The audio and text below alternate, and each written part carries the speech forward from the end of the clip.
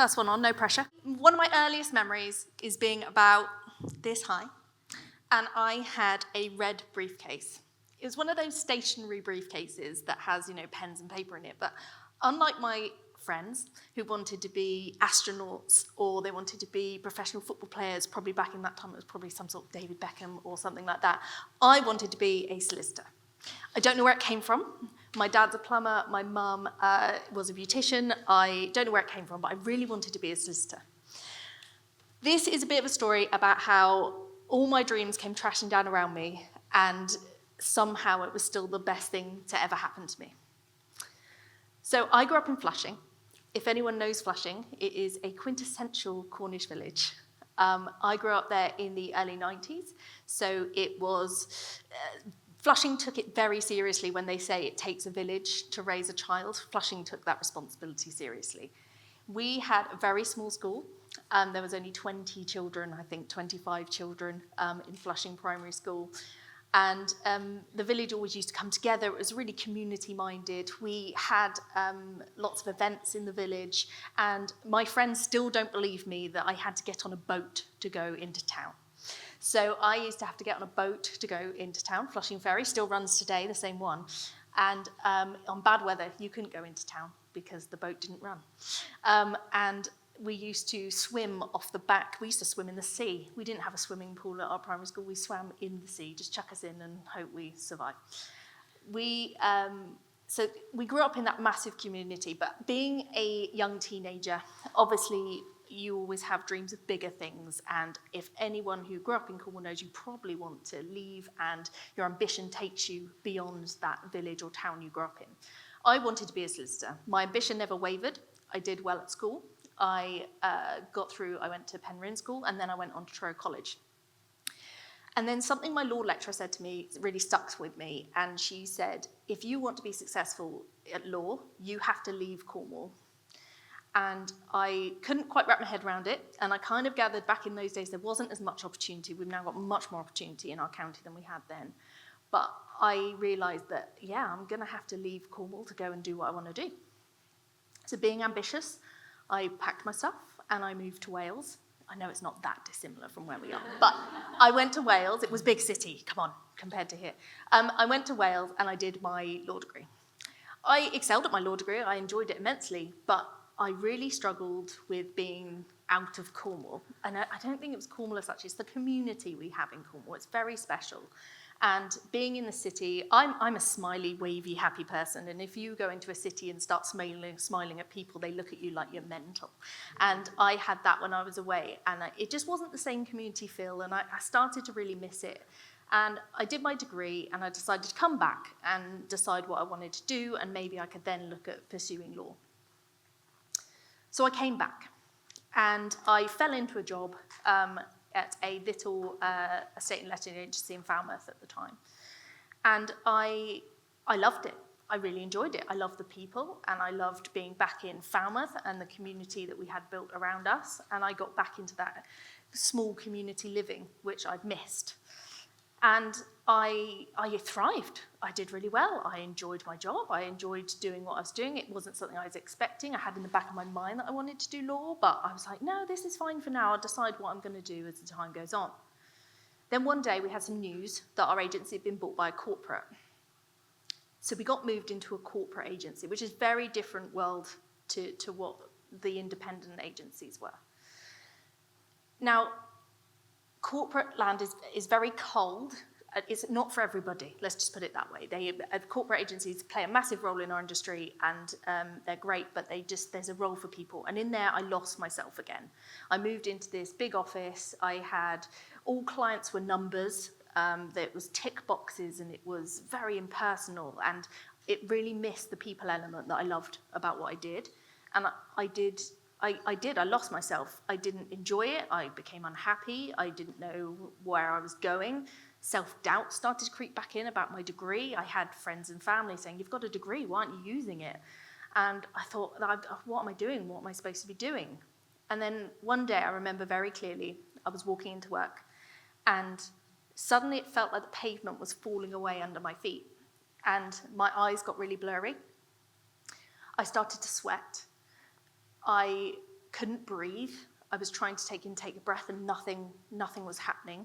It was like drowning in air, and no one was around me, and I didn't know what was happening. My heart was pelting.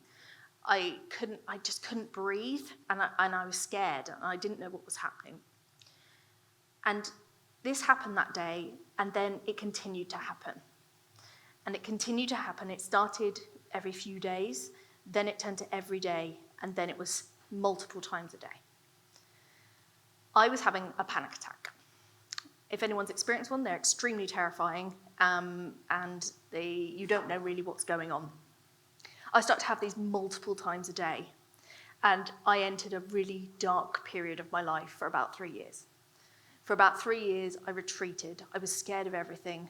I got to the stage where I couldn't step outside my front door unless it was to go to the office, but even then, I would struggle to get there. But once I was there, I'd get my work done and go straight home again. I became a hermit. I didn't leave the house. I didn't go anywhere. I missed my nieces and nephews' christenings. I almost missed my own wedding. And I couldn't function. I wasn't functioning day to day. I didn't have a social life. I dropped 5 stone in weight because I stopped eating because it was the only thing I could control at that time. I felt everything else was way out of control. And I went really dark, and it was quite scary. And I still didn't know why this was happening or why it had started, and I didn't know what to do, so I just buried myself, and I hid in fear, and I hid away from the world, and just didn't do anything because it was safer. Then one day, my parents, who are divorced, and they've been divorced since I was young, so they came together and they formed what I would call an intervention. If anyone's seen the movies, apparently it's called an intervention. But they took me and said, you cannot carry on this way. We're scared you're not going to survive, that something bad's going to happen. And I knew what they were talking about because I did feel like I wasn't going to survive and that I couldn't continue this way. And it was either all going to end or something had to happen.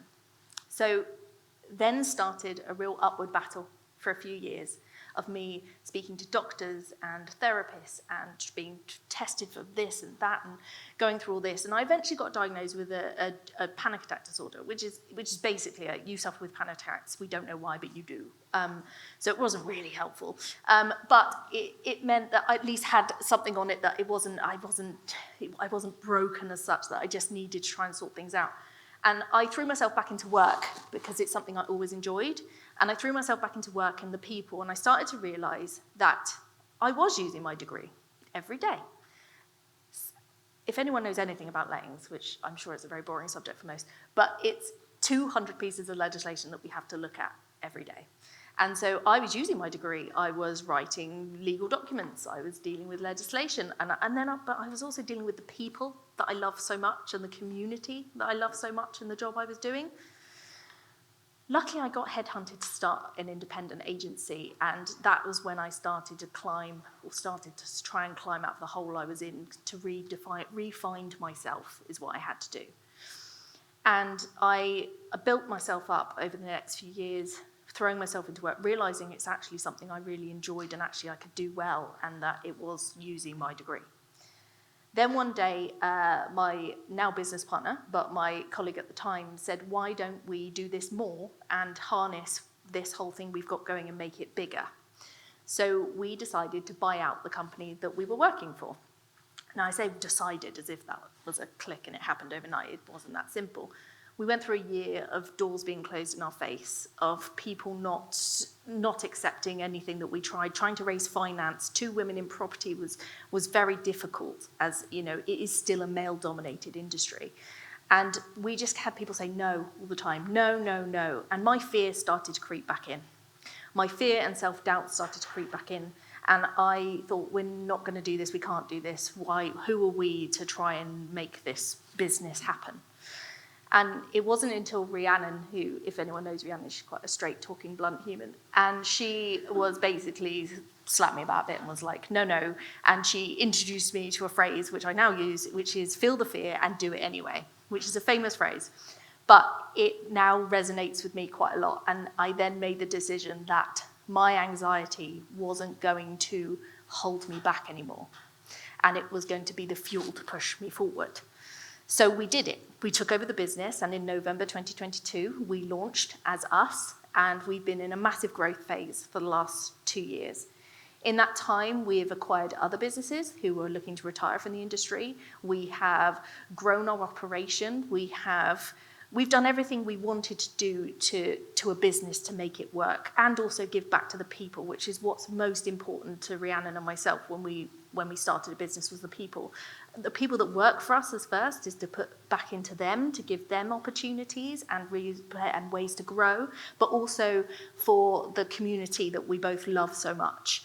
And we've managed to do that really well in the last 2 years. And it makes us immensely proud to be able to do that and be in a position to do that, which was always our aim. And we now give back to local communities, whether that be sports teams that we support or local food banks or charities. And we do that every day, and it's part of our company ethos. So the last few years have just been really transformative for myself. If you'd said to me that I'd be stood here now, I would have told you to go away. And that it wasn't true, and that I was never possible to do it. And even stood outside this door, I was sat there and I had to say the same phrase to myself, which was feel the fear and do it anyway, and push yourself forward. And I think what my message for everyone today is about fear. We all feel fear every day. It's unnatural if you don't, but it's leveraging that fear to be a positive rather than a negative. Make it be the fuel that pushes you forward. The fear tried to keep me really small and in a box, and actually letting that fear become a powerful force for forward has changed my life and changed those around me, and it really saved me. So I endeavour you all, don't be scared. You can be scared, but use it for a positive change and push yourself forward, and you won't regret it, and magical things happen when you start pushing yourself out of that zone of fear. Thank you for listening to me ramble.